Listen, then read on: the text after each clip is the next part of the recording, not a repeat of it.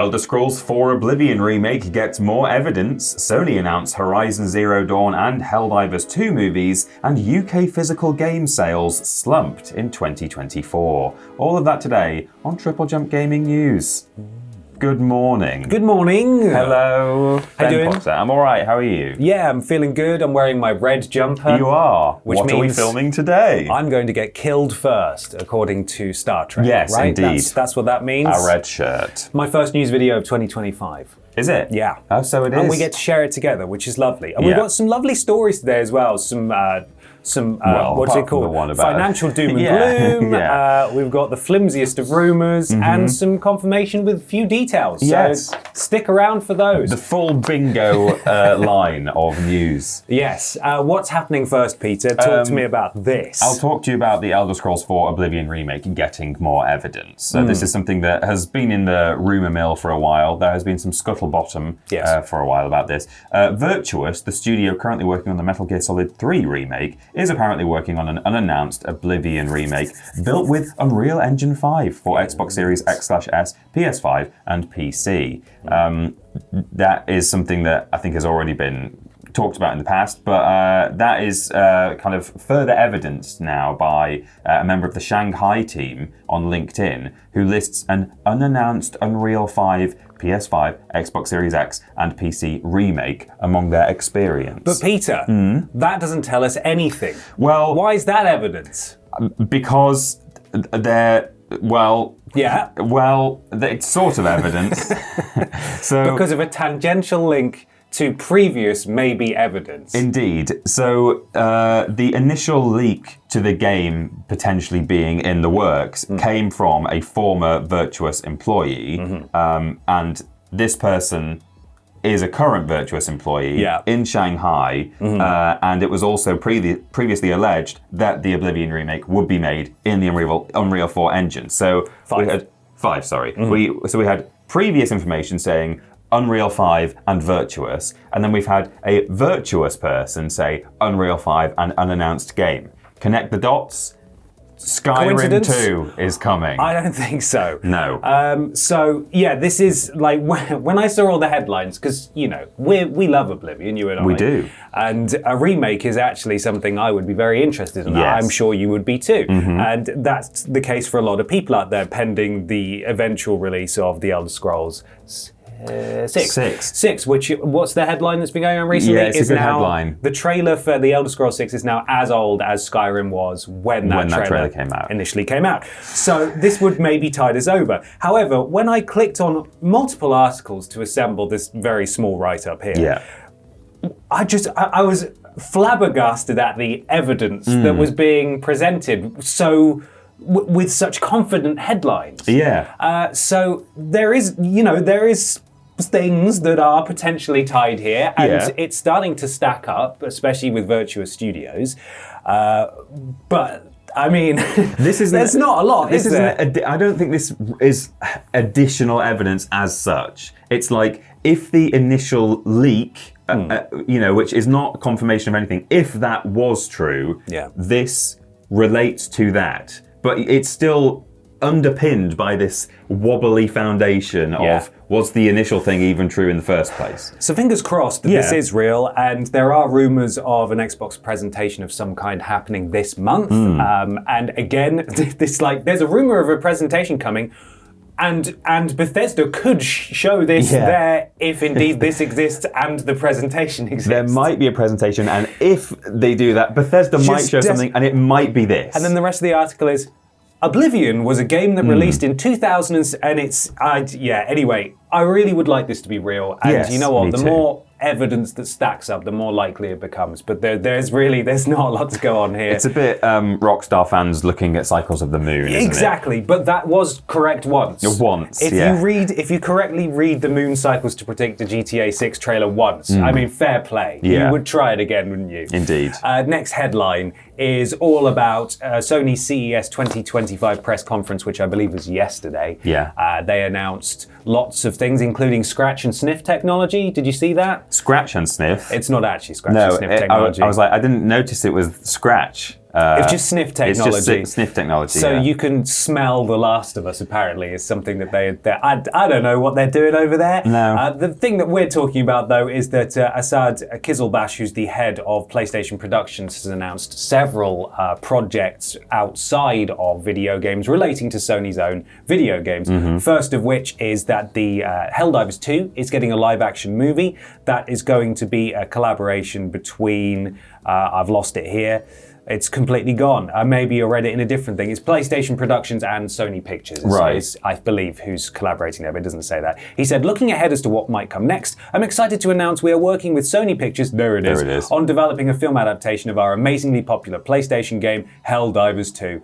No other details were offered. It's called Starship Troopers, isn't it? It is. I think that's what most people are going to end up saying. Yeah. But hey, Starship Troopers came out a long time ago. It did. And there's clearly a hunger for this kind of humour. I mean, honestly, I didn't play Helldivers at the time, but I do think it sounds like it would be a really fun movie. The live action stuff, and by which I mean the in-game cinematics, and live action, and all the update trailers and the socials posting and things like that. Like the humor is good, and I do enjoy it. Very dark, twisted, very Starship Troopers. Yeah. So I mean, it doesn't sound. I'd be amazed if they messed this up, to be honest. I like to think that the things they've announced obviously have been quietly in the works for a bit longer than a few days. And maybe one of the things that they would have also announced today or yesterday would have been a Concord movie or TV series. You got to know that's in the works. That was always going to be the plan. It's their Star Wars. We better not say the one about. Let's just quiet. They don't know about that yet. Let's just not do it. Wouldn't want to make a Secret Levels episode about that, would we? Speaking of streaming services, the Horizon production was originally meant to be a Netflix TV show, but is now actually going to be a full-blown, big-budget movie. They are partnering with Columbia Pictures on this one. Again, no other details were offered. We don't know anything more than that, but it has been upgraded. And some articles I read correctly point out that actually, if they did want to realize it in TV show form, that would probably be infinitely more expensive because the amount of sets and things they would have to build would be bonkers. So perhaps a movie makes more sense. Yeah, and also announced is that a Ghost of Tsushima anime is coming exclusively to Crunchyroll in 2027. Obviously, Sony have a finger in the Crunchyroll pie. They do. Sounds disgusting. Get your finger out of the Crunchyroll. Why is it so crunchy? Produced in collaboration with Aniplex, the studio behind the likes of Demon Slayer, Kimetsu no Yaiba, Love that Solo Leveling, Prefer that and one. Sword Art Online. Actively dislike that one. I love all of three of those. Strong feelings about those. And the show will be directed by Takanobu Mizuno with Gen Urobuchi from Nitro Plus on story composition and animation by Kamikaze, did not know that was a name, Kamikaze Douga. Got to be a studio, surely, right? Yeah, probably. Yeah, I hadn't really thought about that. I just read the two words together and thought, that's someone's name. But Peter, yes, who is the strategic music and soundtrack partner for the series? I'm glad you asked, Ben. Yeah. It's Sony Music. There we are. We can say that one. They're keeping it in the family. Yes. And it's Crunchyroll and Sony Music making a Sony production of Ghost of Tsushima. I think that makes sense. Yeah, those are all exciting projects. Asad Kizilbash, we've heard a lot from before in regards to previous partnerships like the Gran Turismo movie and stuff. He's always on Twitter championing those whenever they come out or posting a photo from being on set. So fingers crossed these things move into production soon and they aren't just talked about for years and never happen. Well, it's nice to see one of the supposed Netflix series actually having some movement because Netflix have actually, if you look back through maybe the past 4 or 5 years, there are a lot of video game related properties that are allegedly in production at Netflix and have been for a while, and most of them have either actively been openly been cancelled or we've just never heard anything about them since 5 years ago. Yeah. So Concord series coming soon. Yeah. Speaking of games slumping, so many segues today. Yeah. That's two. It's too many. UK physical game sales slumped in 2024. This is per data from Nielsen/GfK, India and GSD. And that is that video game revenue in the UK dropped 4.4% to just £4.6 billion. Oh no. What will we do? This, though, was driven, and this is the headline here, by a collapse in physical game revenue revenue in the region, with just £324.4 million generated by sales of boxed games in the UK last year. That's a drop of nearly 35% over 2023, and that's quite significant. Yeah, in the grand scheme of things, £300 million is not a lot for all of UK physical game sales. The digital market did fare better with 4.29 billion. That's faring quite a lot better, I think. Yes. Generated via console, PC, mobile, and tablet game sales, but this was still a 1% drop over the year before. Yes. So